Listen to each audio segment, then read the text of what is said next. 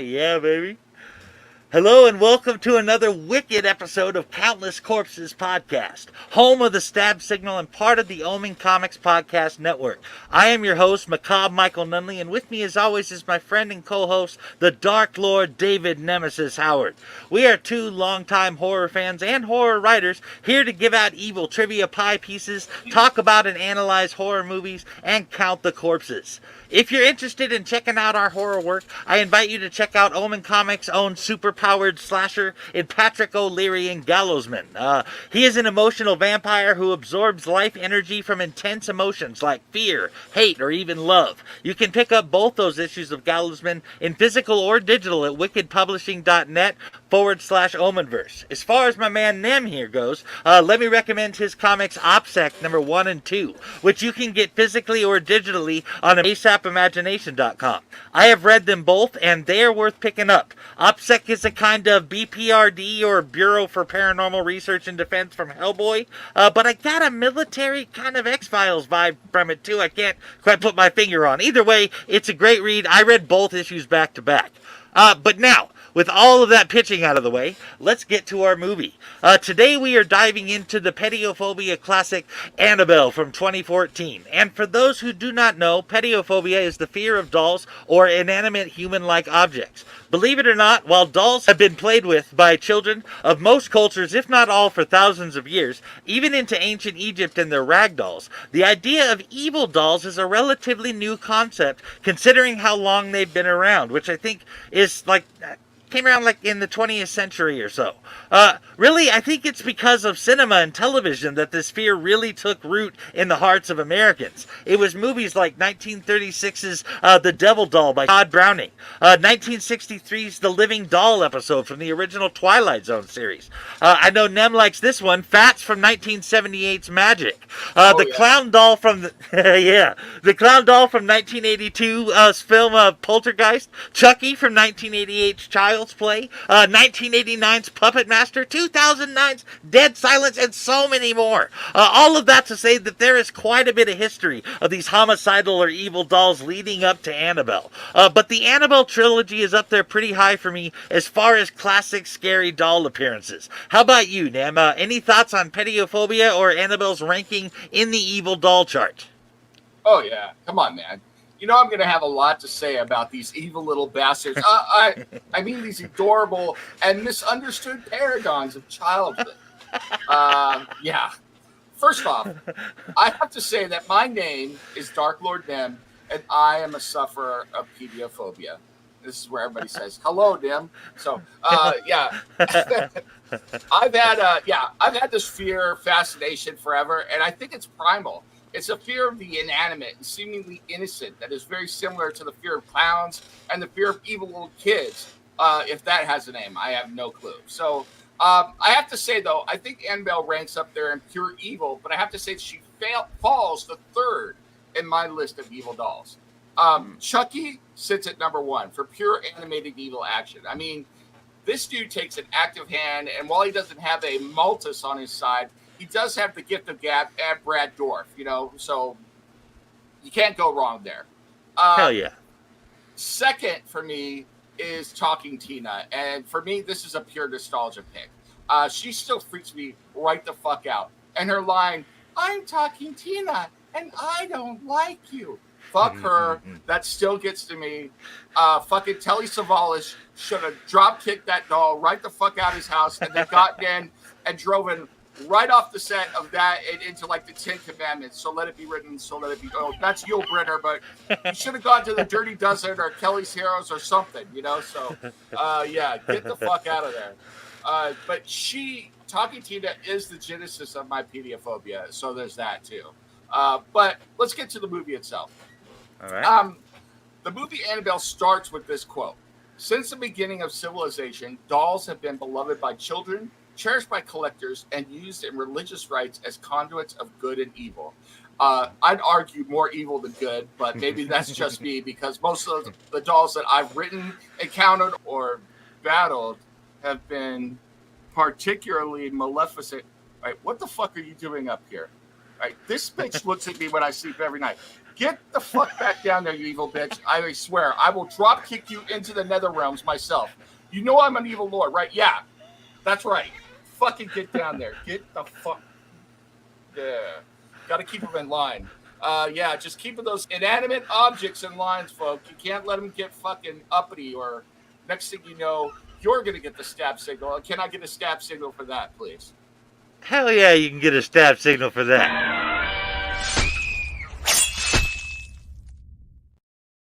Whew. Yeah. So, yeah, she's down there. I'm looking at her. All right. I think things are safe right now. So, all right. While the minions of the Dark One rest down here, let's talk a bit about this particular piece of putrid plastic and what the fuck wood from the movie. For those of you who don't know, the real-life Annabelle is a Raggedy Ann doll that was taken into the private collection of Ed and Lorraine Warren after they encountered it. That case is partially covered in the beginning of The Conjuring, and we will get to that at a later time. But I will leave it up to all of you to decide for yourselves if you believe the various tales that surround that doll, and I encourage you to go do your research about it. This particular version of Annabelle may have been partially based, and I mean the version in the movie, may have been partially based on Robert the Doll, though, which was created in 1904. This doll originally belonged to Robert Eugene Otto, an eccentric artist who belonged to a prominent Key West family.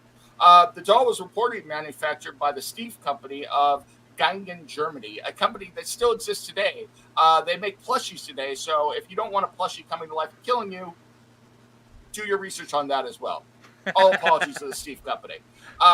Reportedly, the doll was purchased by Otto's grandfather while on a trip to Germany and given young Otto as a birthday gift.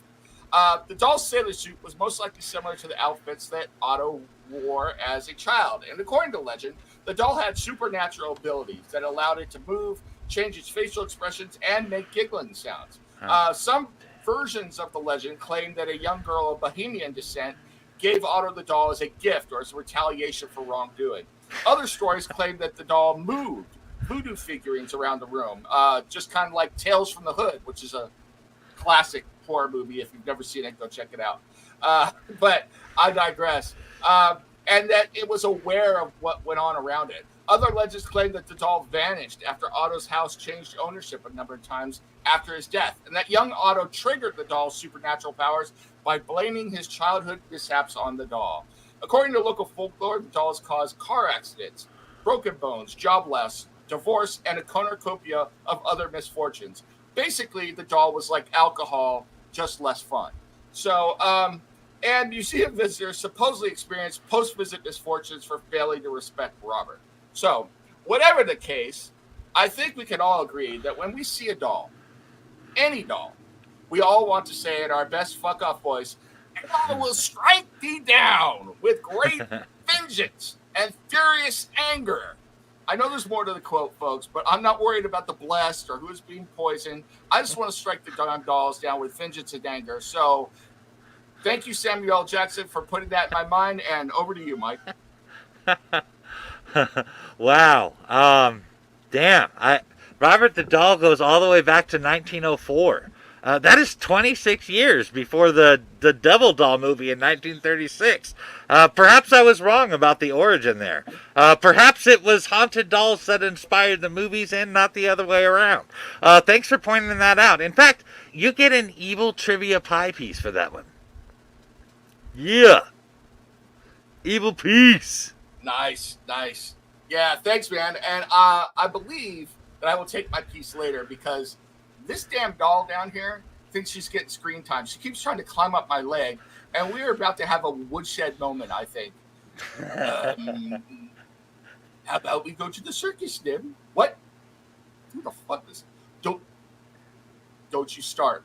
You go float your ass back to your own movie, Pennywise. You had your 2 episodes, so put it back in your clown pants till we do King again, at least. God damn, what is with...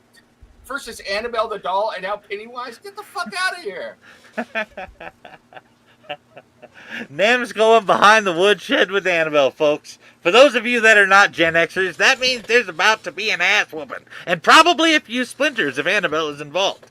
Annabelle was directed by John R. Leonetti, written by Gary Dauberman, who we actually talked about in our It episode, speaking of that. Dauberman? What? All right, right.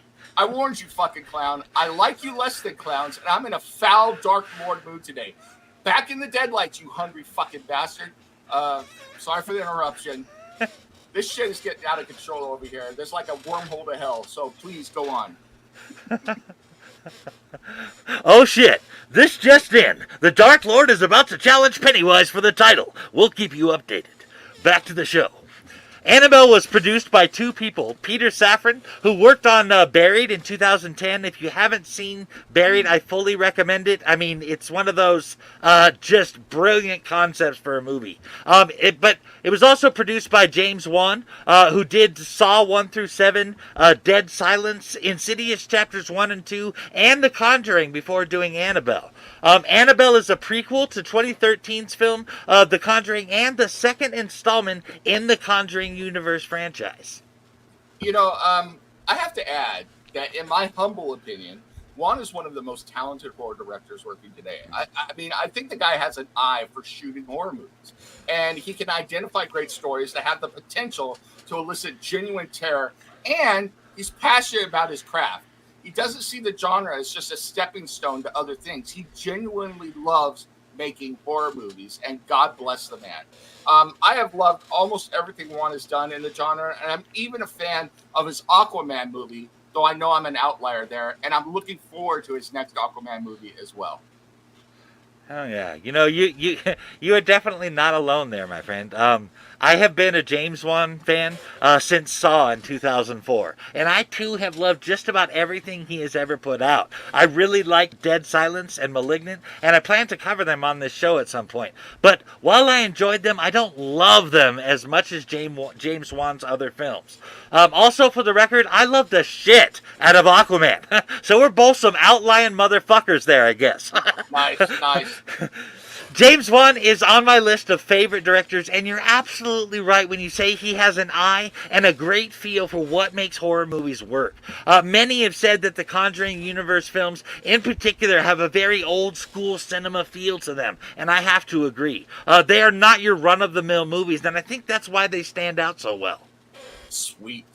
Yeah, see, great minds think alike, or dark minds, but dark minds are great minds. So suck on that, all of you. What? Can't we go to the circus with Annabelle now, maybe? Right. That's it. Get the fuck down there. I warned both of you. You mess with the bull, you're going to get the horns. Nim is in the mood tonight with this movie. Back to you, Mike, while I take care of this, all right? I just got to take care of this shit, so. You know, we should have known that when we covered it that Pennywise would not leave us alone. And now, Nem has to kill this fucking clown. But while Pennywise shrivels up into dust, let's get back into the movie. Unlike The Conjuring 2013, which was based on true events, this prequel is completely fictional narrative. The film was inspired by a story of a doll named Annabelle told by Ed and Lorraine Warren. However, while the movie portrays Annabelle as a porcelain doll, the actual doll is fairly big Raggedy Ann doll, and I mean big. Me and my sister had Raggedy Ann and Andy dolls when I was a kid. They were nowhere near the giant kaiju-sized Raggedy Ann doll that they got here.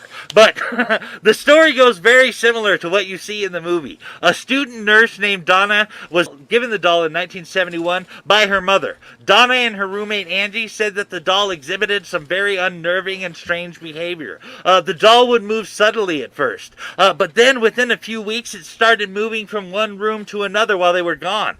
But like in the film, the girls consulted a psychic medium, something like Elise Rayner from Insidious or Lorraine Warren. Anyway, the psychic medium told them that the doll was inhabited by a deceased young girl named Annabelle Higgins, who had been a child in the 1860s, whose body was found in a field which the house was now occupied. If I can jump in for a second. First of all, I have to share that for one Halloween when I was younger, my mom dressed me up as a clown that looked like Raggedy Andy. I think that may have scarred me as well. And there are pictures out there of me in that clown costume. And now I'm really scared that I may have channeled something evil. But I digress. I also want to say that I make it a point to thoroughly research my enemies. I mean, the subject of evil dolls. And there is so much more to the purported misadventures of Annabelle. However, before I get to the real life stuff, I have to ask, how the hell much does your mother have to hate you to buy you a doll that looks like Annabelle in the movies? I mean, really?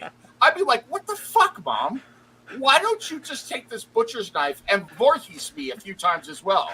Why don't you take this glove that Cousin Freddie left over here and give me a few slashes while you're at it?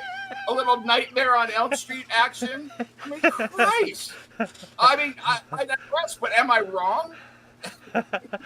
No, you're not. But, maybe Donna hung her clothes on wire hangers, and Mommy Dearest just, I don't know, had to lay the law down. Evil trivia pie piece if you get that reference. All right. I'll see that and say, no wire hangers. No wire hangers ever. So, yeah, incredible reference there from Macabre Mike to the 1981 docudrama Mommy Dearest.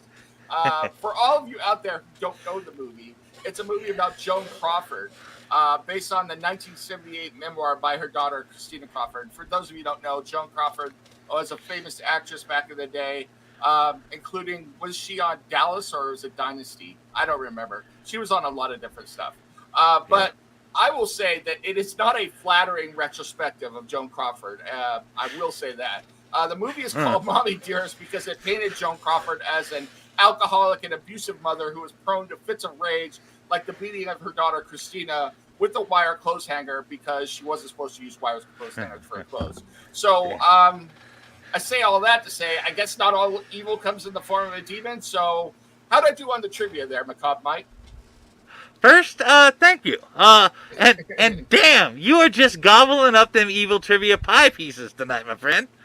Damn. Bam. Yum, yum, yum, yum, yum, yum, yum. Yeah, I love those trivia pie pieces. Got to gorge myself. I got to build up my strength to take out Pennywise and this doll later. So, but speaking of dolls, let's get to the real life tale of Annabelle. Because you do see this guy in The Conjuring, but they didn't give him any speaking parts in the theatrical cut of the movie. There was another person who was part of the story, in addition to Donna and Angie. That's the real life story. Those two girls had a male friend named Louis that apparently Annabelle was none too fond of. Now, Mike has the general gist of what happened, or supposedly happened, with Donna and Angie. However, what is out there in the movie, that's the tame stuff. According to Donna, Angie, and Louis, the doll started showing up with blood on its hands and clothes and would leave threatening notes to the two women to check to make sure that Louis was okay. Yeah, that's not ominous at all. One time, Louis went to check on a noise in Donna's room, big mistake, by the way, and found that Annabelle wasn't in her customary place on the bed and was instead in a chair. First of all, I have to say, why the fuck is the doll even in the room at this point? If the doll's showing up with blood on its hands, get that doll the fuck out of the house, or get yourself the fuck out of the house. But anyway, as Louis turned to leave the room after seeing the doll not in his customary place, he was slashed 7 times and had to receive medical attention for the slashes. 4 horizontal slashes and 3 vertical slashes on his chest. Some weeks later, Louis woke in the middle of the night, unable to move. To his horror, he reported that Annabelle climbed up his leg, hand over hand, and then sat on his chest and grinned evilly at him as he struggled to breathe. Now, my research is unclear how that particular incident ended, but it was that incident that caused them to contact the church, who in turn contacted Ed and Lorraine Warren. But hell yeah. That's when you get a hold of them, right there. Yeah. We have reached the point of no return here. Exactly. But the story's not over yet. There's more. So, when the Warrens showed up, they took the doll away that day. And as they were taken away, they reportedly had to douse it with holy water continuously as they drove home, as the steering and braking on their car kept going haywire for the 2 6-hour drive back to their house. A month later, a friend of theirs, who was a priest, came over to the Warren house and picked up Annabelle. Looking at her, he proclaimed, and I quote, "Annabelle, you're just a silly doll and have no power." And then he tossed her into a chair. Now, Ed said that Annabelle didn't like to be mocked. And, coincidence or not, the priest would be in a near-fatal accident that day. Ed also said that the doll moved in his presence, attempted to levitate, and would giggle with the sound that filled the house and chilled the soul. So those are the stories, folks. And while I have no way to verify them, the Warrens maintained that story till the days they both died. And the doll is currently still in their collection, locked away with a warning sign on it, and it is blessed twice a month.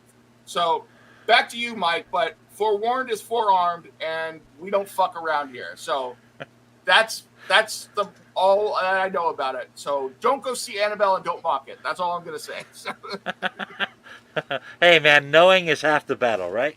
Exactly. But seriously, I mean, wow, that actually, that seems to suggest a whole lot more is going on there than just Annabelle being a conduit. That sounds like an actually evil doll, more akin to, say, Chucky than a conduit for other spirits. I mean, some of those things can be attributed to Malthus moving the doll around, but stuff like Annabelle climbing up Lewis's leg and slashing him 7 times, that is beyond what they are talking about in the Conjuring universe version of Annabelle.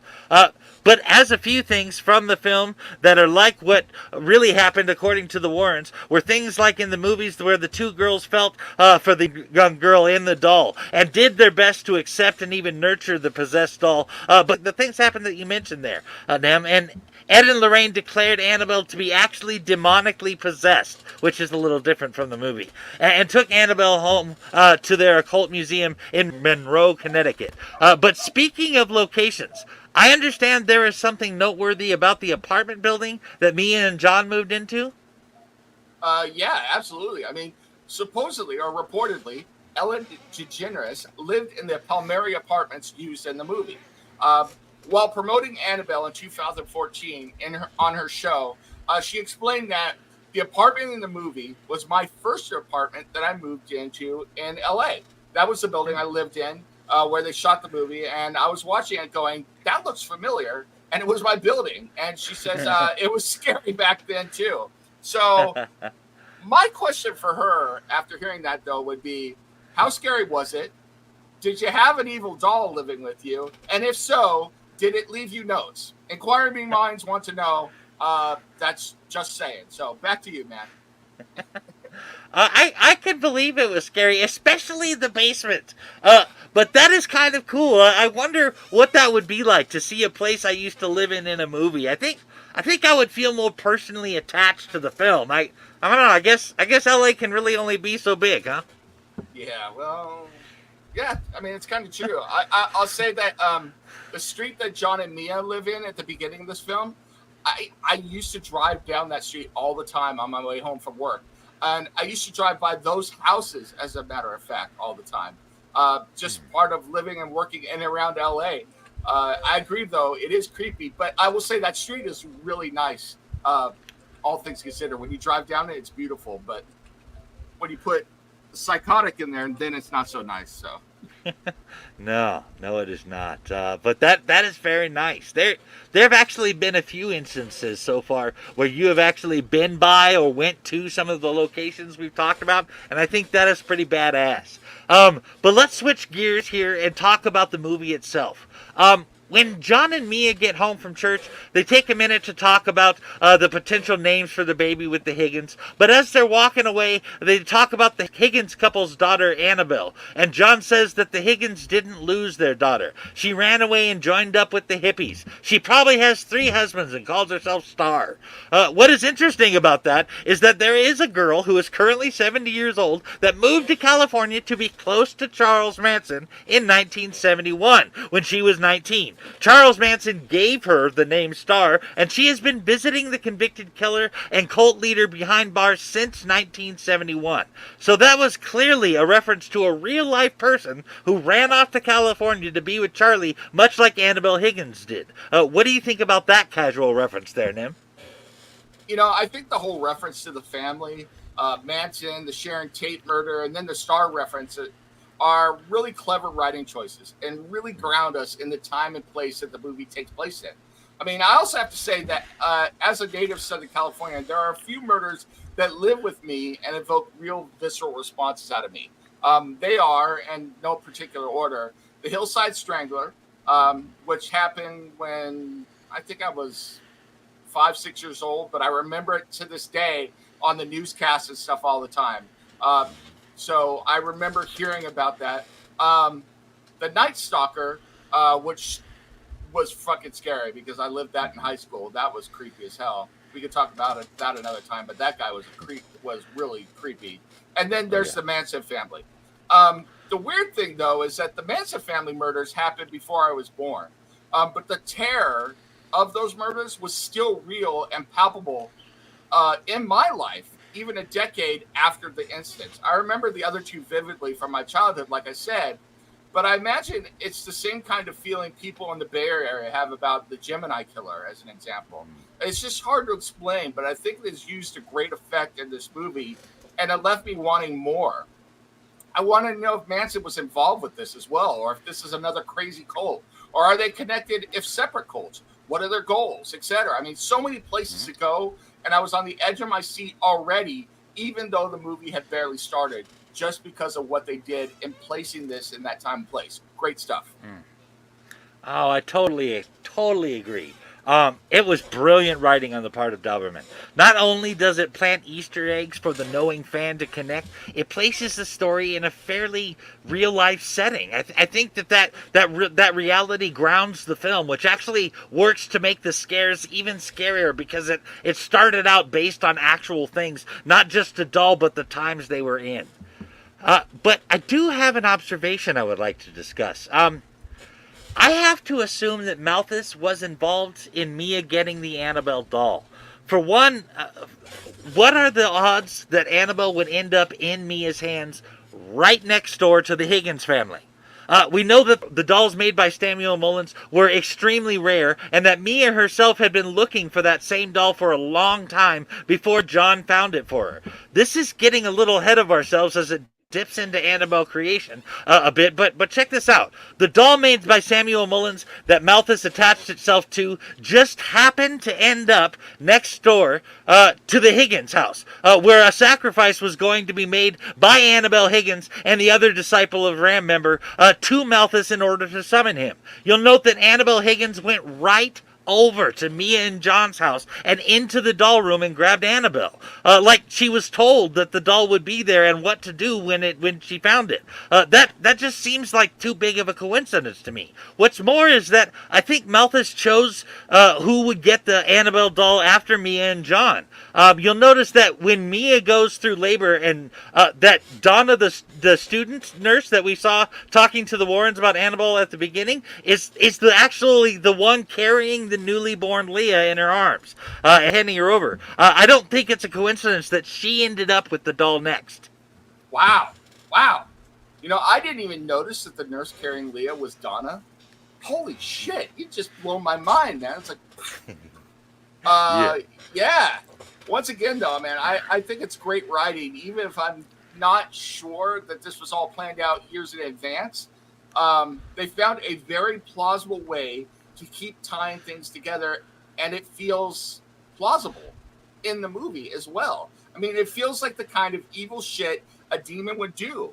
Additionally, it goes back to my one maxim about demons that I've said in several shows now, is that they are not precognizant, but they can calculate a whole lot of moves ahead. They're 5D chess players, folks. That is some next level equal calculations that Malthus did to move all those pieces around. I mean, just damn. And I might add, you use dolls to do it, you evil son of a bitch. You know what? Fuck him. That's all I'm going to say. Fuck Malthus. Back to you. If you're gonna do some fucked up shit, don't use evil dolls, you son of a bitch. Yeah, exactly.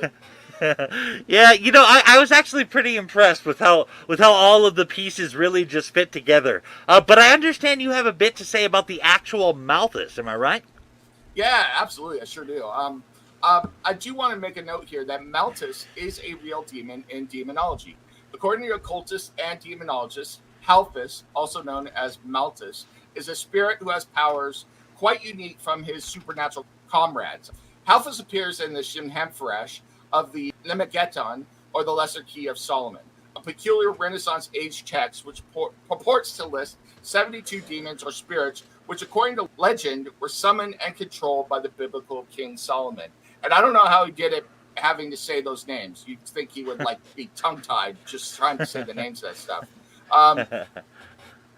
But according to the text, Halphus is the 38th spiritual being named in the text list and is described as preferring to take the shape of a dove, but can transform into human form and speak with a hoarse voice. Unlike Hold on. Yep. That has got to be an attempt at straight up blasphemy. For a demon to take the shape of a dove, which is supposed to be symbolic of the Holy Spirit. You caught that too, huh? Yeah. I like how they're throwing in these things into these Conjuring Universe movies, like the knocking 3 times to be an insult to the Trinity. And that taking a dove thing, that seems particularly blasphemous.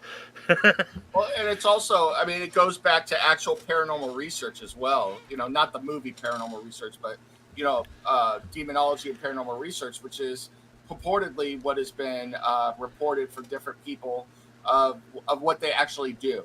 So knocking the 3 times to mock the Trinity and a number of different things. And I think we really need to do a Countless Corpses, special presentation on the paranormal or something sometime, because there's a lot to say about that. We could get off on a whole different tangent. All right. But we could do that. I mean, we have the Paranormal Activity movies coming up eventually. That sounds like a good spot for it. Oh God, we're going to talk about that dumbass, the boyfriend in Paranormal Activity.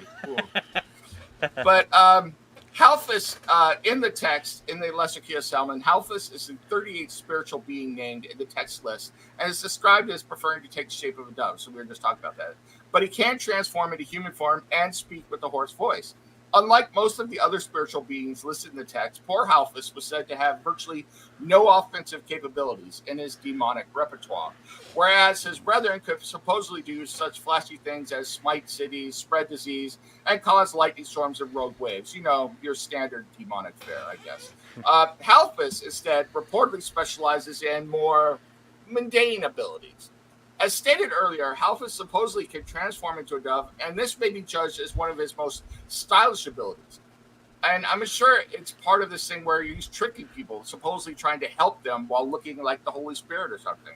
That fits right there with that biblical verse that the devil takes the form of an angel of light. Yeah. So according to the text, Halphus gets the lay of the land and set the blueprints for his next talent, which is construction. Using either magic or supernatural knowledge, this demon knows how to build one hell of a tower. And I'm thinking the Tower of Babel here and other stuff like that as well. But wait, there's more. Halphus's job description says he would not only build the tower, but also do the requisition work to stock the new defensive feature with weaponry and ammunition. And if that were not enough, this peculiar demon can also serve in the role of a recruiter and strategist, garrisoning the newly built tower with warriors and sending them where they need to go.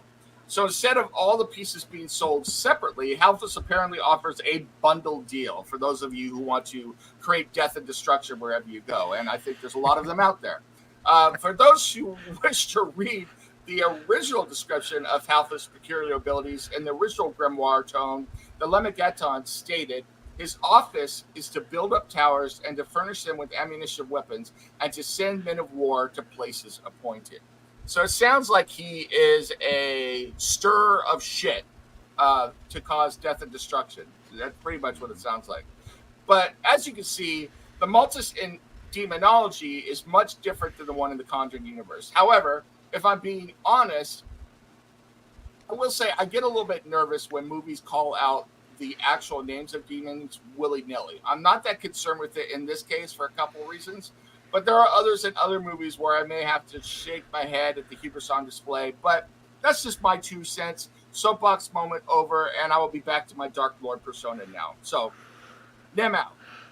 I'm not sure saying Malthus is quite as bad as, say, whodunit saying Yancy Ben. Hashtag Fellowship D20.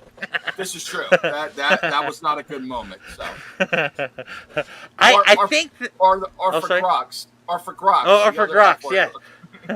Which we just call F-bomb now. Yes. Yeah.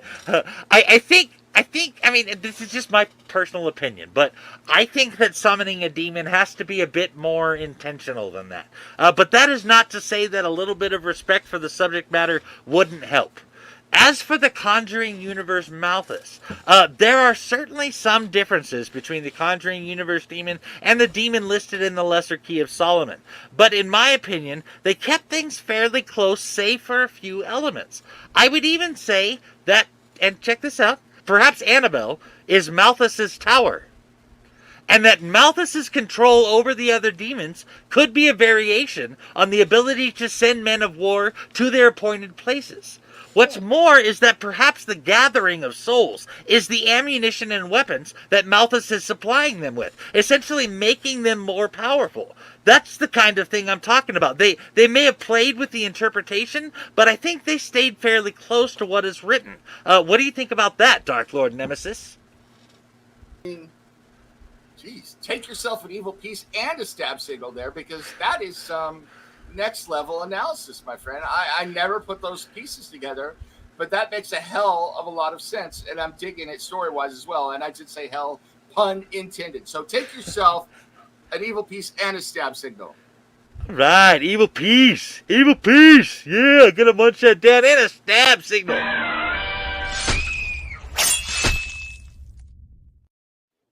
Yeah, baby. Thank you, sir. I think that while Malthus used the Annabelle doll solely as a conduit in the past, like in Annabelle Creation, I think that Annabelle Higgins slitting her throat and bleeding onto the Annabelle doll as a sacrifice to Malthus somehow actually bound Malthus to the doll, despite what Ed and Lorraine would say. Like killing the Higgins somehow summoned Malthus, and then Annabelle's sacrifice attached him to the doll, and even Annabelle for that matter. This is important because I think that it is binding Malthus to the doll that made it attract other spirits and ghosts, i.e. made it more than just a conduit. It is also why, unlike other inhuman spirits, Malthus is bound to the doll. That ritual performed by Annabelle Higgins full-on attached it to that doll. Well, according to the occult text, The Devil's Welcome, from the movie, the demon Malthus can be summoned through blood sacrifice, but then requires the sacrifice of an innocent life in return. And at the end of the movie, Malthus kidnaps Leah and holds her hostage until, and this is in my mind, his intended prey, Mia, sacrifices herself, and he has won the soul that he requires. I think that the killing of the Higgins by the woman Annabelle and the other disciple of the Ram were part of a blood ritual intended as worship to Malthus, maybe? However, I think it's the suicide of Annabelle Higgins that binds both her soul, the Higgins soul, and by extension, Malthus, to the doll afterwards. So Annabelle bearing the curse of Malthus, doomed to serve, as it were, and this is Annabelle the person. There's so many damn Annabelles going around here. So I think this is the prize that Annabelle Higgins offered up when she went into the house. And I think that Malthus would have taken his prize if not for the sacrifice of Evelyn. I mean, I think we could see that in the movie, as both the spirit of Malthus and Annabelle Higgins are attached to the doll from that point in the movie forward, always tormenting Mia, isolating her, and hoping to drive her to a desperate act. Additionally, if we go back to Annabelle Creation, a movie we are also going to cover in our next podcast, Malthus claimed Janice's soul using the doll as a tool of oppression before taking her soul when it was in the body of Annabelle Mullins, yet another Annabelle. So it's possible that this sacrifice created a pathway for Malthus to influence the doll and the events around it, leading to the events we see in this movie. So with all of those Annabelles out of the way, what say you, Mike? Well, I'm not actually sure that there is a whole lot of difference in what we said there. We both agree that the shedding of innocent blood was done when Annabelle and the other disciple of Ram killed the Higgins. We also both agreed that it was Annabelle slicing open her throat and bleeding on the Annabelle doll that bound both Annabelle and Malthus to the Annabelle doll.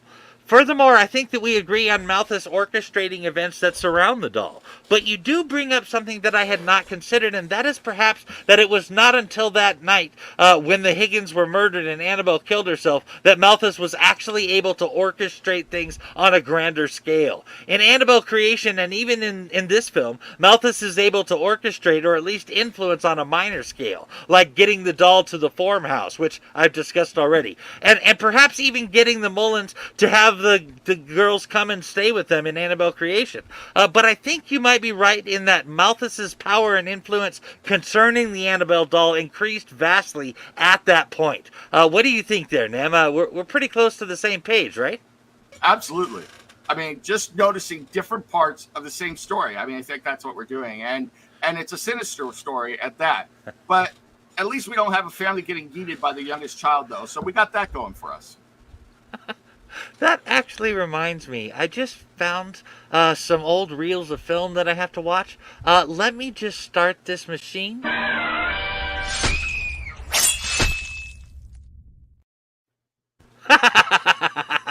A nice sinister reference there, Nem. I love that movie.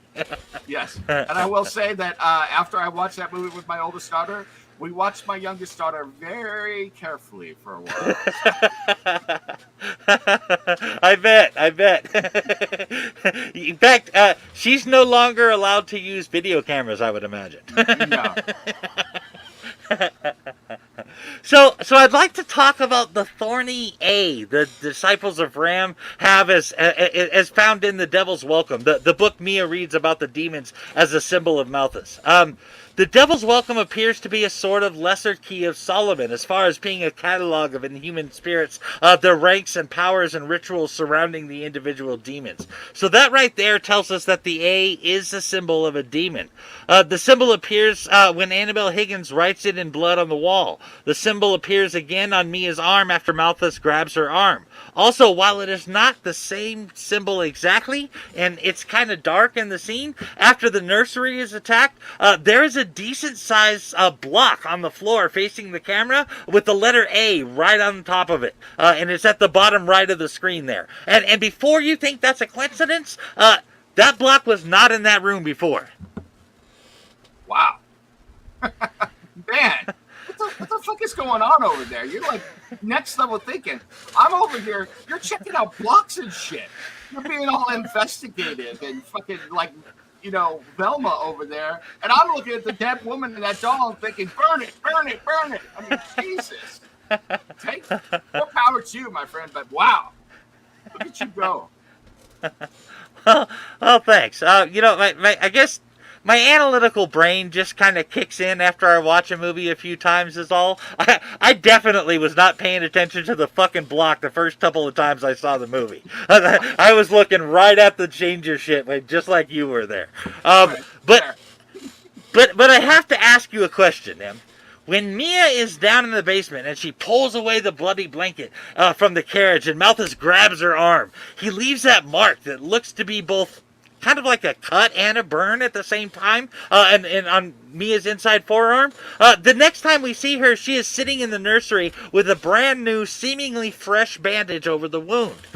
She takes off the bandage to see that the wound is completely gone. Not a scar or anything. I would almost say that it was supposed to show the passage of time, that the wound was healed, but that doesn't make sense with the fresh bandage. For the mark to be completely gone without so much as a scar left behind seems to beg the question of why there was a bandage put on it again if it was that far into the healing stage.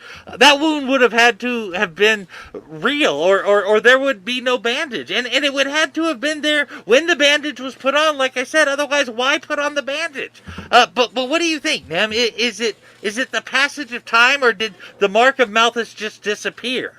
If this is the former, then please explain the things I mentioned. If it is the latter, then what does it mean that she was marked and that the mark disappeared? Well, I actually believe it's a third option, and Malthus is fucking with your mind. I mean, demons do love to get a good mind fucking on their intended victims. I mean, who doesn't? And they cause you to doubt what is real and what is not. Yeah. I mean, during that oppression stage, they're trying to loosen your grip on sanity. They want to make you doubt the validity of your senses. They want to shake your relationship with others as they begin to doubt you, or at least force the victim to think others are doubting them because they doubt themselves. It's psychic and spiritual warfare. And in this case, I think it's incredibly effective. Mia waits from a traumatic experience and instead is left with no evidence, no mark, and really no proof that anything she saw or felt was real. She's foundering, and you see it affecting her relationship, her mental and spiritual well-being, and ultimately, this makes her so desperate that she damn near kills herself in offering to Malthus. It's insidious, to borrow the title of another horror movie. So, back to you. I just gotta say there that, I mean,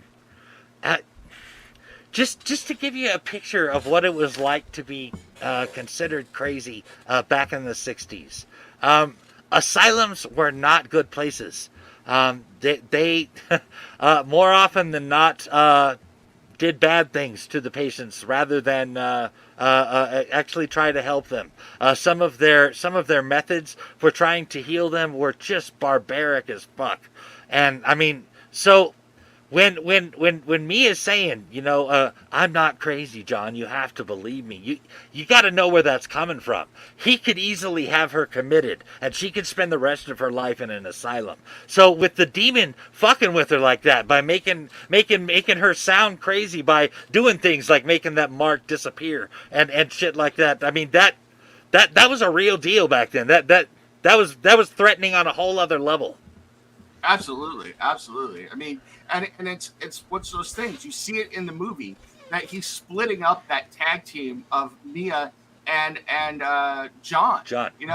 and Mia's alone in the house, so I mean, put yourself in that place as well. I mean, that is hard on the psyche as well back at the time when women were alone with a newborn baby in a house, and then you're dealing with the demon as well. That could fuck up anybody's mind, so there's a lot going on there. As I said, it's pretty damn insidious. So I love that. Another James Wan horror movie. It was not just a mention of another movie, but another James Wan horror movie. So not only do you get a point of inspiration for the use of the word insidious, I am busting out an evil trivia pie piece for you. Yeah. Yum, yum. Yeah. James Wan, get me all the pieces. Yeah. But as to what you said there, I love that. That is so much more on point than what I was thinking. I really love that insight there, my friend. Good job. Thank you, sir. Thank you. And I do have to say that I think we put something in these evil guy pieces tonight because they're like evil spinach for me or something. Because I feel like I'm actually going to take Pennywise tonight. That fucker's going to go down. And so is Annabelle, or my version of Annabelle, this little bitch over here. So, sorry. He straight told Bluto to hold my beer. Yeah.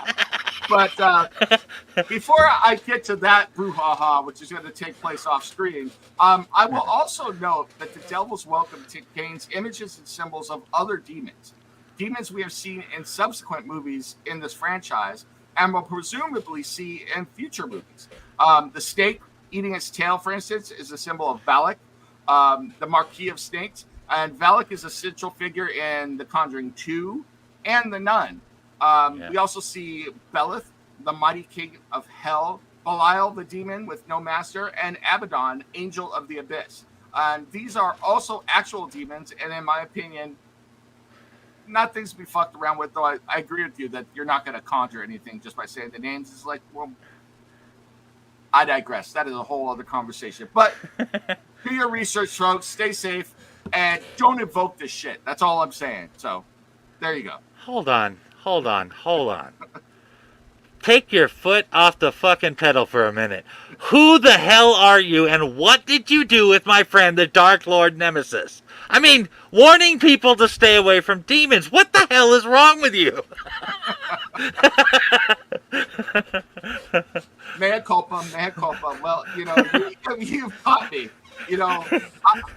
I want to save all the good souls, stuff for myself. I know we're here for fun and all, but I think it's worth noting all of that. I'll just try and rein it in, and we'll leave it at that. So, back to our regularly scheduled Dark Lord. Over to you, good sir. But seriously though, that is some cool stuff, and I like the idea that stuff may be coming up in later films. I am particularly interested in Belial, or perhaps Lucifer himself. With how powerful Malthus is as the Earl of Hell, imagine what the devil himself could do in this universe. I mean, that is some scary shit. But speaking of the power of Malthus, it is said that the church fears Malthus because of his goal to possess every soul on the planet.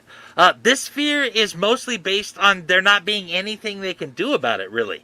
While a person must offer their soul to Malthus, once that deal is made, it is irrevocable. There are no exorcisms, rites, or incantations that will free you. In The Devil's Welcome, it says that there is a missing section of the Dead Sea Scrolls called the Curses of Belial, the demon without a master. Some have even said that Belial is the devil himself. However, this missing section also says that Belial is the lord of all the other demons that you just mentioned. But I think maybe the church in the Conjuring universe has perhaps given some degree of power to Malthus. I say this because there are two statues of Malthus at Father Perez's church, one inside and one outside. Plus, how else could Malthus have ejected Father Perez from the church as he was stepping into it? What do you think about that? That's interesting. I've always viewed those statues as merely gargoyles, similar statues I've seen at many Roman Catholic churches that are of Gothic designs. I also didn't see the Father Perez in the same light that you did. Instead of seeing him being pushed, I interpret that scene as him being pulled away from the church entrance so he could not escape into the sanctified safety of the church.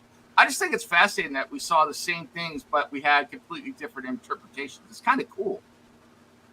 It is. Actually, now that I'm thinking about it, with how Father Perez was positioned while he was going away from the door, it does kind of look like he's being pulled, actually. With his, because his legs and his arms are out and stuff. Although, yeah. All right, let's be fair, though. Let's get into real life physics and everything. He could also look like he's being pulled because they were doing a rope pull on him there, and then they just took it out digitally. So, for the stunt, they were actually pulling him. So, well, that's probably true, but I mean, I was trying to back up your point there, I know. Thank you, sir. I thank you. I just had to keep it real there. So we're keeping it real on this show. So, all right, keeping it real. I think I would normally not have come to the conclusion that those two gargoyles were statues of Malthus if it were not for the timing of their appearance. In the very beginning, when the Annabelle title comes up onto the screen, it is right next to the face of the gargoyle that looks an awful lot like Malthus with the horns and everything. I think that this was totally intentional and meant to be symbolic of the demon and the doll connection. Then, after Malthus got his soul from Evelyn and was able to disappear with Annabelle to God knows where to be picked up in that store by Donna's mother, as the screen comes down to the church again, we see that same gargoyle, but it's outside this time, that looks like Malthus. It is interesting how Malthus may not have got the victim he wanted. He did get a soul, however, and therefore he took the victory from the Form family, and the Form family just kind of escaped with their lives.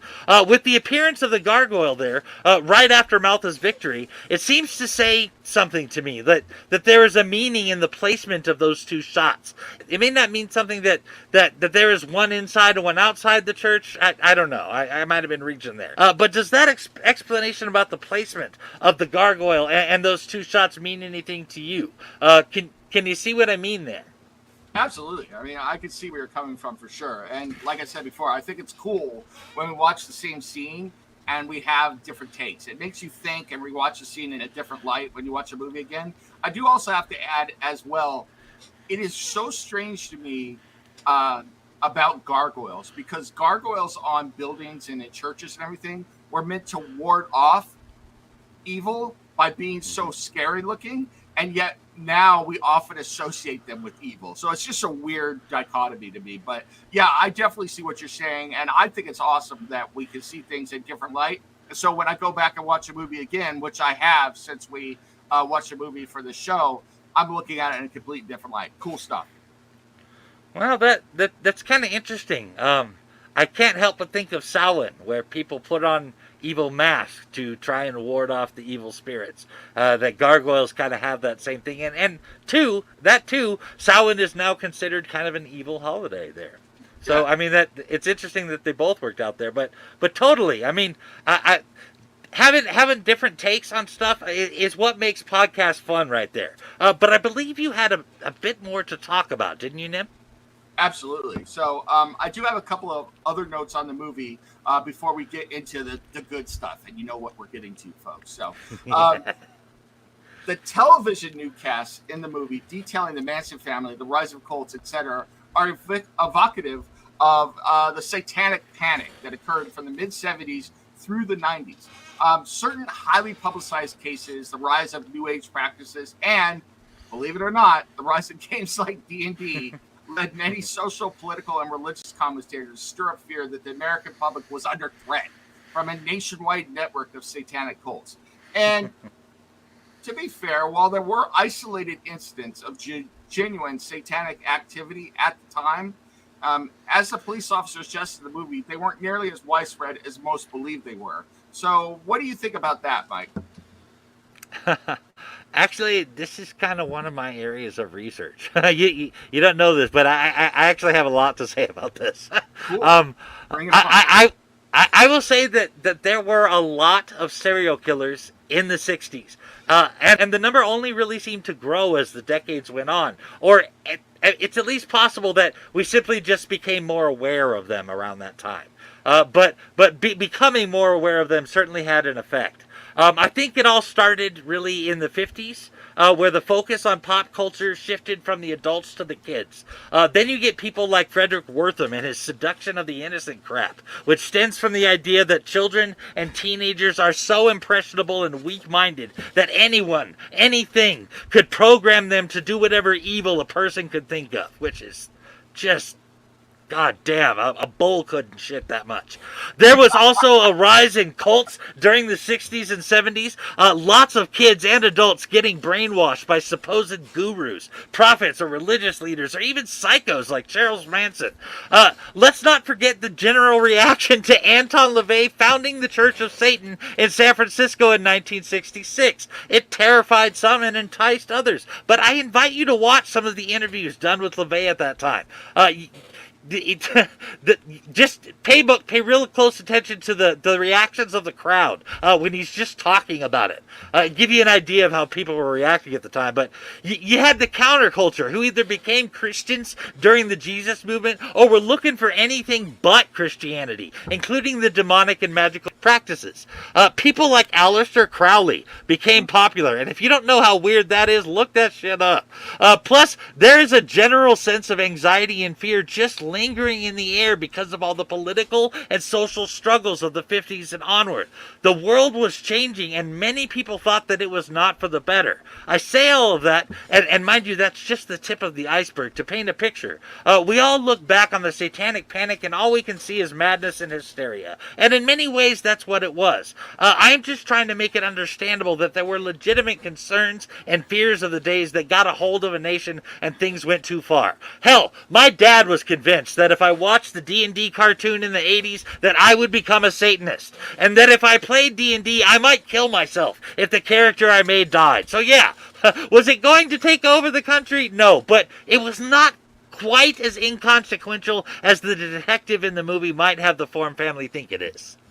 You know, that's really fascinating. And I do have to say, I hear what you're saying, but I also think part of the thing with the satanic panic then is that as media became more prevalent and we started hearing about these stories, I think it spread. I think that was part of it. I'm doing research right now for my next book. Um, well, I don't know if I'm going to use it in the next book, but I digress. I was doing research about a particular serial killer that I'd never heard about from the 1930s in, I believe it's Cleveland, of all places. This guy was a doctor who killed 57 people and dismembered them and placed their body parts all over the city as a joke. That was the guy they called Dr. Death, right? Yep. Yeah. Yep.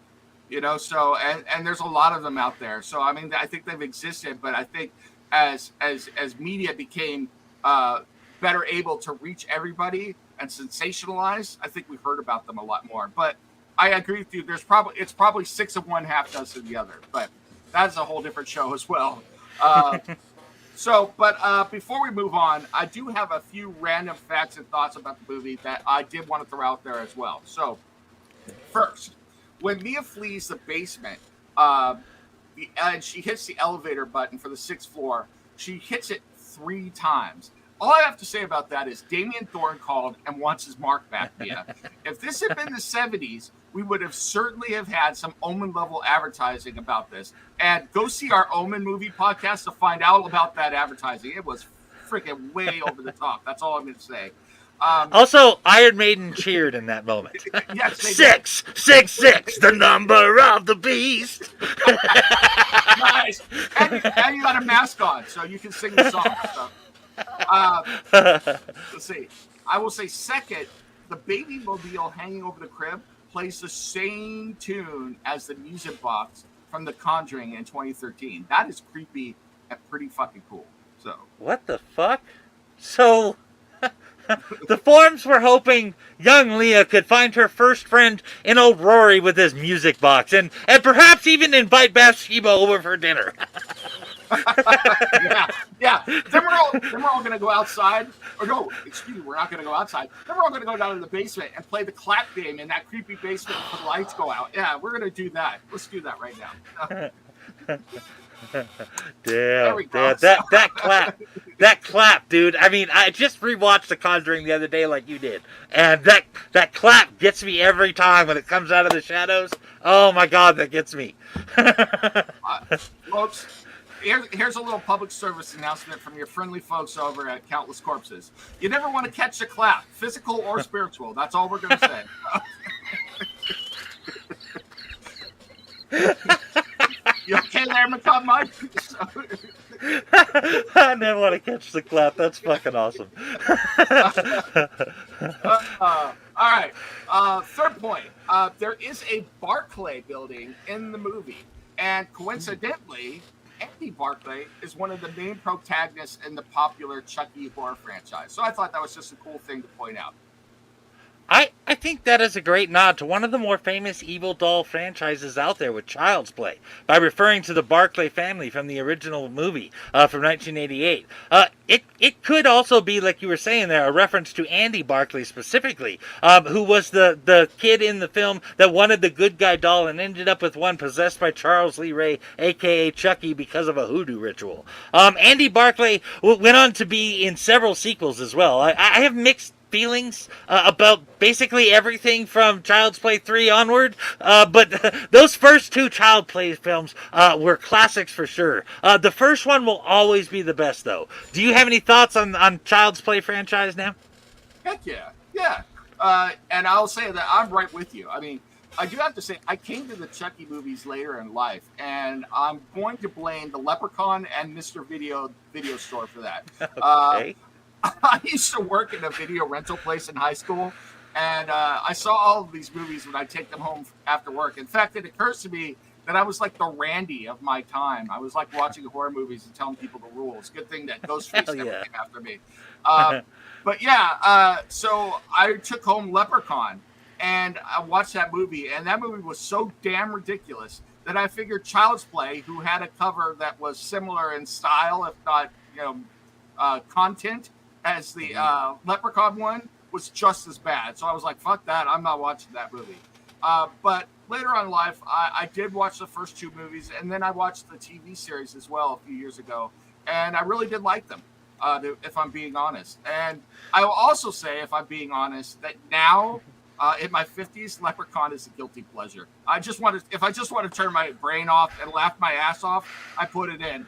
I'm not getting scared at all, but if I just want to friggin' laugh my ass off at the Ewok in there going, I'm the Leprechaun, and thinking of Mike Myers, from Wayne's World, scaring Garth, then yeah, that's the movie for me. So.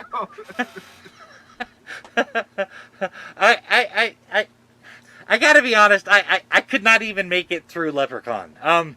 But I can see how, it might work as a film that you could just throw in for a laugh. It's just so ridiculous. I can see appreciating it for that factor. I will say that Jennifer Aniston is really good in the movie. And she's beautiful, but she's always beautiful. But she's very good in the movie. So that is one redeeming point for the movie. As I recall, that was one of her first roles, actually. It was her first role. So. See, there you go. I can also see why having watched Leprechaun might make you have doubts about Child's Play. I didn't have any issues like that going into the film, though. I watched a lot of horror in the 80s because my dad rented it and put it on. To this day, one of my favorite parts of the first Child's Play movie is when that old lady's walking out of the elevator and she's like, what an ugly doll. And she's leaving the elevator and Chucky's all, fuck you. I can't do it right, but it's not the line in itself that is spectacular, but Dorif's delivery of it. What are you doing up here? The doll hurt. He wasn't talking about you. Get back down there. He's talking about Chucky. God. Narcissistic, evil little piece of plastic. God. All right. Yeah. And what the fuck would? Don't forget the what the fuck would. Yeah, I am what the fuck would. Go fuck off. All right. Last point about the movie. If you will notice, there is a giant Raggedy Ann in the background of the location where the Annabelle doll was purchased at the end of the film. And this is a nod to the real Annabelle doll. In fact, there are a couple of examples of seeing the Raggedy Ann doll in this trilogy, and I'll point those out when we get to the other films. But that was kind of cool to have that in there. We were talking off screen, though, I believe, and I agree with you. This movie would not be nearly as scary if they had used an actual Raggedy Ann doll instead of what they used. So, there's that. No. Even with its kaiju size, it just wouldn't have been scary. It's kaiju size. That's great. Yeah, they do like to make a lot of nods to the actual doll in this franchise. But I'd actually like to switch gears here if we could. As they established in The Conjuring, there are 3 stages to demonic possession. The first stage is infestation. Infestation is when the demons have gained the right to do extraordinary things in a place like John and Mia Form's home. This is why we get things like the sewing machine or record player coming on by themselves, destroying the nursery or lights flickering, or even a burst of air behind a curtain. The second stage is oppression, and that is when the demons have gained the right to do extraordinary things to a person, and that is beyond just temptation. That stage, I think, is started when Mia cut herself on the sewing machine needle. The shedding of blood often has a start of things with demons. And I think the drawing of blood crossed that threshold into oppression. And that is why he was able to grab her and yank her back when the fire started. That is when Malthus came after Mia personally. Like in the basement with Malthus grabbing her arm. The elevator, chasing her up the stairs. Or with the drawing of Leah and her baby carriage destroyed by the truck, and orchestrating that very thing of almost happening. These are all signs of the oppression stage. However, Malthus' goal was not to possess Mia. He wanted her soul. But it seems that the same general principle applies even when it is the soul a demon is after and not the body. Any thoughts on that, Ned? Yeah, I have to say, in my experience, possession is a war for the soul. The end result that the enemy wants is to fracture the spirits of those they wish to claim, sundering their ties to family, friends, faith, and God, and then they capture the body, expel the soul, and then claim it. But like you were talking about, those 3 stages, you're absolutely right. Infestation leads to fear, curiosity, temptation, fascination, and obsession. So think of the original Paranormal Activity and how the jackass boyfriend fed the demon with his reactions to the infestation stage. He just made shit worse. Oppression is siege warfare. I mean, it's a constant bombardment of attacks to weaken you mentally and spiritually, to break down your walls so you are vulnerable to that final stage, which is possession. So, yeah, it's some pretty scary shit. I just I have a confession to make. I have to say that I would have been that jackass boyfriend in Paranormal Activity that tried to get the stuff on camera. I would have wanted proof that both Katie and I were not crazy. Yeah, you know, I have to agree with you. I mean, especially when I was younger, I was fascinated with that shit and getting that. But I got to disagree with you a little bit, Mike. I don't think you would have been the jackass. You just were curious. And you would want to, like, proof and everything like that. That guy wanted to monetize it, and I don't think he believed any of it for the longest time. He was just a dick. So, my opinion, though. So. But yeah, you know, with possession in that final stage, you're cooked, man. You're cooked by some extreme action to purge your soul of the corrupting influence. I mean, you think about it. In many cases, think about the real life case and movie of the exorcism of Emily Rose. I mean, the demon is unable to be banished, or it ends up taking the victim with them, and it takes her horribly. I mean, what happens to those souls when they're still possessed? That's anyone's guess. I mean, people will tell you what they know what happens, but none of us knows what happens. But I certainly don't anyway. But I do pray for the repose of that. I am certain. And I'm sorry I'm so serious, but this has been the study of a lifetime for me. Back to Dark Lord Nem. I keep getting out of my persona for a moment, so I apologize. It is not even a little bit of an issue, my friend. Well, I mean, it's not very Dark Lordy to be all concerned for the people, but I can let that slide. Totally get it. but I do appreciate your perspective there. It would seem that Demon's ultimate goal is always the soul. That is certainly something to consider. But we have reached our favorite part of the episode, and that is when we contar los cuerpos. Yes. That's right, we're counting the corpses, baby. And this movie has more deaths than you might think of it on the surface. The first death in the film happened before it even began, and that was Evelyn's daughter Ruby, who died in the car accident. This is, of course, followed by the Manson family murders, or the Disciples of Ram, rather, most of which were committed by Tex Watson, despite the Manson family name given to those murders. Tex Watson stabbed Jay Sebring, Wojciech Brakowski, Lena LaBianca to death with some stabbing aid from Patricia Krenwinkel, Susan Atkins, and Leslie Van Houten. He stabbed coffee heiress Abigail Folger, actress Sharon Tate, and her unborn child, and Rosemary LaBianca to death. I would like to add that I believe it was Leslie Van Houten only stabbed somebody after they were dead. So, I mean, if you even want to count that as an aiding there. And last but not least, Tex Watson shot and killed Stephen Parent. That is 9 corpses right out of the gate there. But I don't want to hog all of the glorious body counting. Why don't you take the next few deaths, Dark Lord? Well, first of all, I have to say to your Contas la Cuerpos, te veo aquí, Miguel. Contemos los cadáveres y deleitémonos en la oscuridad del derramamiento de sangre y el mal. So. Oh, yes. We most certainly will revel in the darkness of bloodshed and evil, Dark Lord. Stab signal for you, my friend, for knowing your Spanish. Thank you very much, sir. Yeah, baby. So, back to Contas la Cuerpos. We're going to add the Manson family murders onto the bloody count, huh? All right. Yeah. All right, I see you on Macabre one. It is mentioned and is part of the movie. So I see what you're cooking, as good old Dwayne Johnson would say.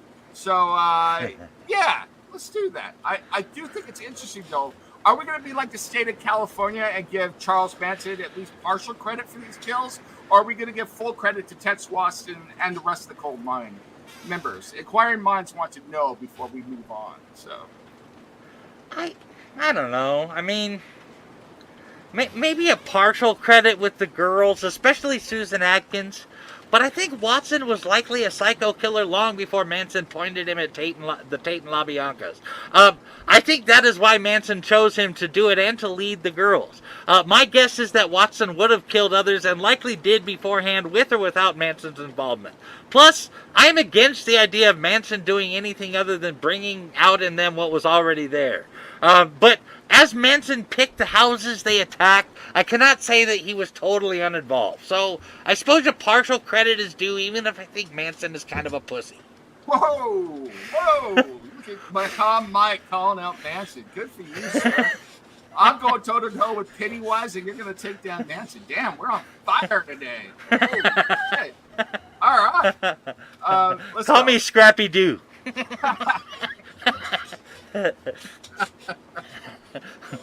Puppy power. All right.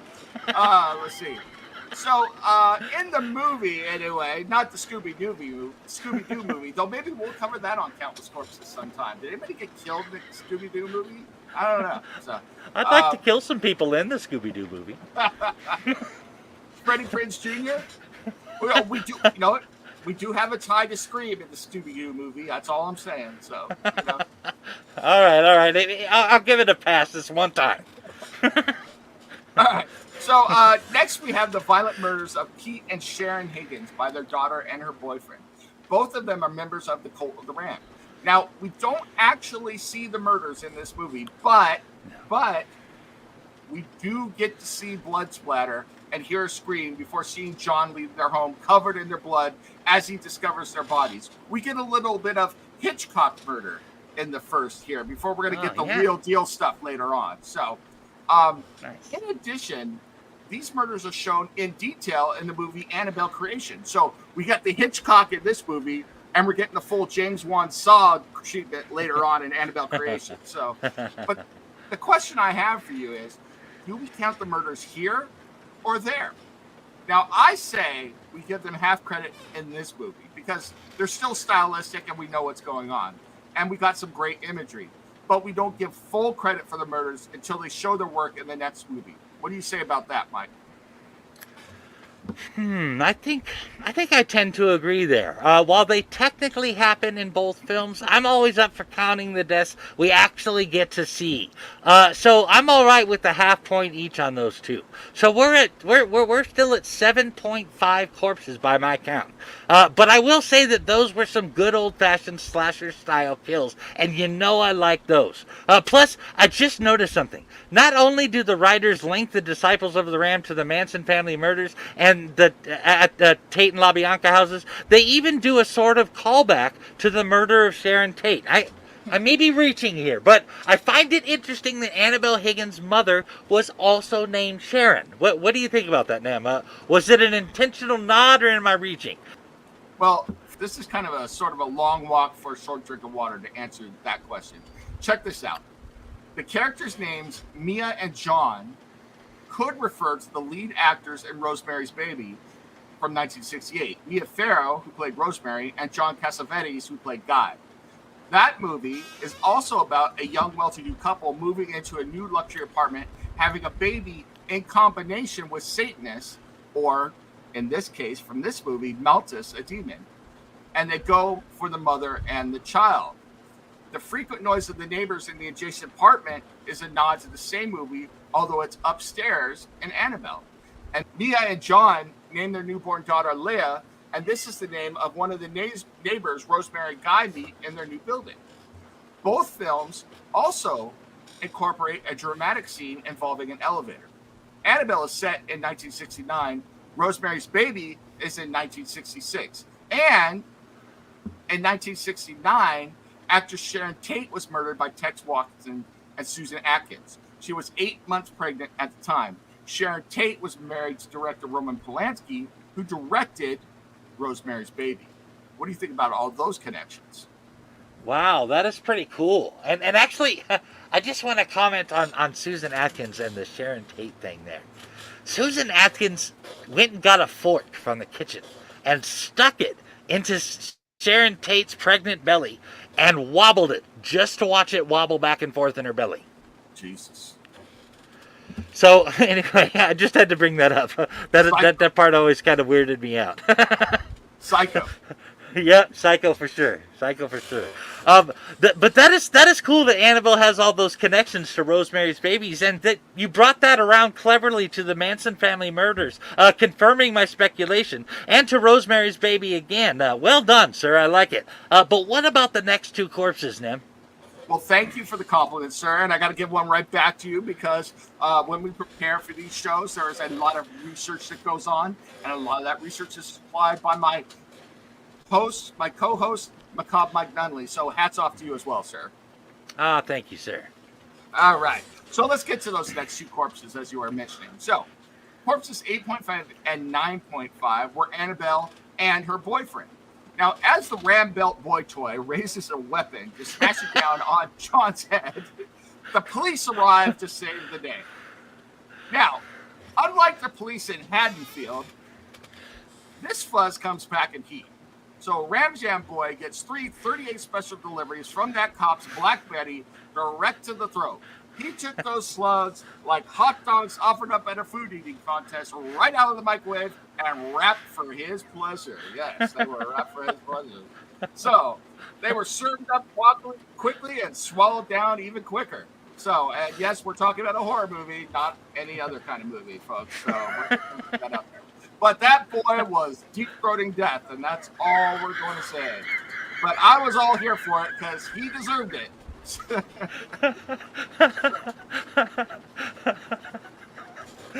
I'm not going to be able to forget about that deep-throating death shit.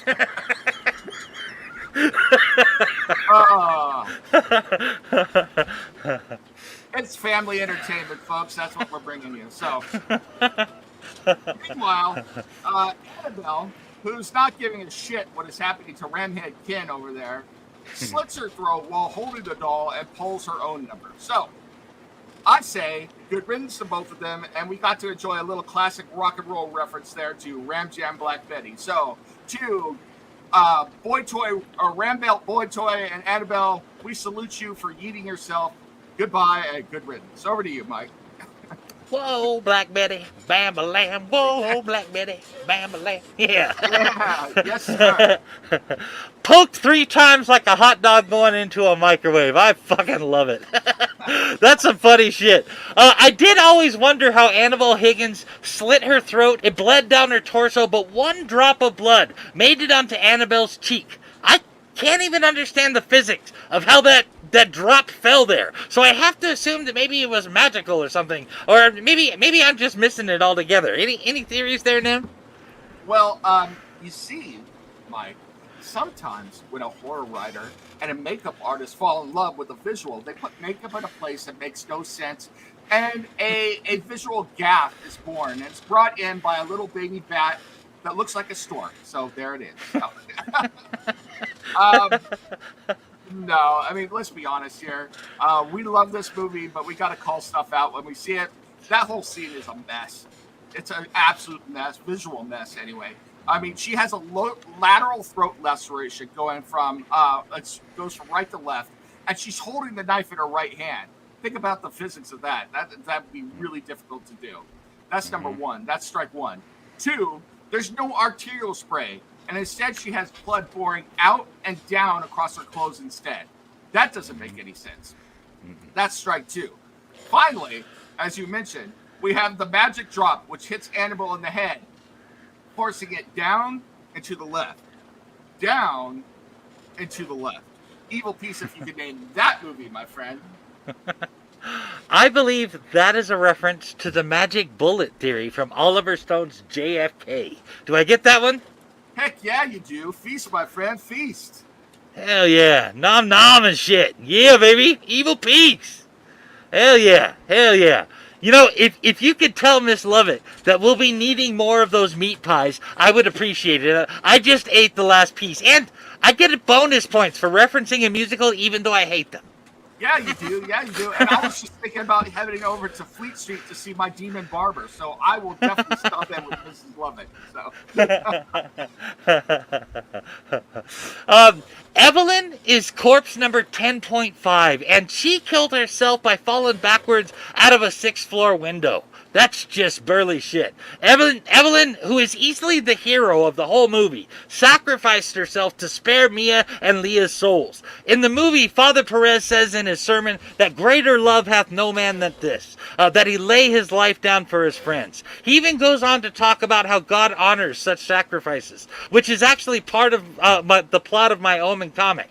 Frank Wade sacrifices his life to save the lives of his unit, and it earns him a shot at redemption. But back to the death. Laying down her life for her friends is exactly what Evelyn did for Mia by giving up her soul in Mia's place. Yeah, I'm going to pour one out for Evelyn later, but I'll leave it to you all to watch What Dreams May Come to see what Catholic dogma teaches might would have happened to her. It depends on how you interpret her death, though. So I'm not saying I believe that is what happened to Evelyn, but I just got to put that out there. You know, I too think Evelyn is a hero, though. So I'm also going to pour one out for Frank Wade because I have seen this. It's a great comic. Go check out Omen, folks. Great comic, awesome writing. So absolutely great stuff there. And yeah, thank you. Thanks, man. I appreciate that. No problem. I believe this brings us to our final thoughts section of the episode, Nem. I will go ahead and start us off here. All in all, I'd say that Annabelle's one real flaw is that it is, as Father Perez said, less scary the more familiar it is. I was pretty scared the first couple of times I watched it. But by the fourth time through for this episode, the intensity was gone. I'm not saying that it's bad in any way. But my advice is, if you want to watch this repeatedly, space out the times you watch it if you want it to keep its edge. It's still one of the better Evil Doll movies that I have ever seen. Plus, one of the things I like about the Conjuring universe is the connection to real-life events and folklore. That really makes it unique. I think I would give Annabelle a solid 3.25 out of 5 skulls for the movie. And for the kills, I have to rank it pretty low, as the movie doesn't really show a whole lot of kills, and we just flat out don't get to see that much. So it was all kind of left to the imagination, which is okay to some extent if you're Hitchcock. But I mean, if you're never gonna show the gore, I can't score you very high for that. So maybe a 1.75 out of 5 skulls for the kills. But what about you, Neb? Do you have any final thoughts on Animal before we wrap up? And what is your score for the film? Yeah, I have to agree with you on this movie, this scene, the more you watch it.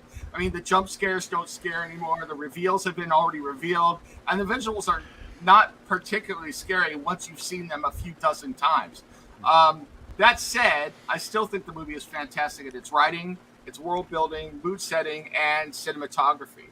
I mean, the one thing that always worries me about movies like this is when we start using actual demonology in the story. I know people want to be authentic, but I always worry that introducing these names to a public who is curious and incautious can be dangerous. I know because I was one of those people, to be perfectly honest. But in all fairness, there are other movies that are much more explicit in their use of the demonic, The Last Exorcist. And I'll say again that people should just treat this kind of knowledge the way they treat a loaded gun. Even if you don't believe, why not be careful just in case? I did enjoy this movie, and I really love the Conjuring universe as a whole. There's just enough of a mix of reality with the fictional to make the whole thing believable and frightening. And while the movie has lost much of its replayability for me, I think it's an important part of the universe, and many of the other movies in the franchise are staple horror movies for me. So for kills, I have to agree with you. I might even go a little lower. I'd give it a 1.5 out of 5 stars. There isn't a whole lot there. For the demonic, I'm going to add another rating here because I do like, ghost stories and demonic. I think from the demonic standpoint, the evil standpoint, I'm going to give it 4.5. So my overall rating for skulls for this movie is 3.5 out of 5 skulls. That's what I would give it. There you go again, warning people away from demons. I don't know how you expect us to gather souls for Belial if you keep telling them what we're planning.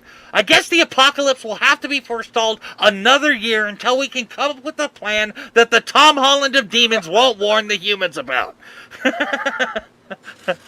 Seriously, folks.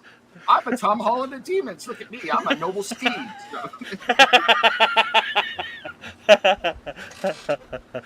but seriously, folks, Nem does make a good point, and it sounds like we're pretty close on our scores there, Nem. But that about wraps up our coverage of 2014's Annabelle, and we'll be back in October to cover Annabelle Creation and Annabelle Comes Home. Let me take this moment to invite you to take a look at our other shows on Omen Comics Podcast Network, like our Real Play D&D show, The Fellowship of the D20, or our flagship show, Omen Revelations Podcast, where we talk about comics, movies and TV, writing, and pop culture. But to bring it back to horror, let me leave you with this. The threat of evil is ever present. We can contain it as long as we stay vigilant, but it can never truly be destroyed, for you cannot destroy what was never created.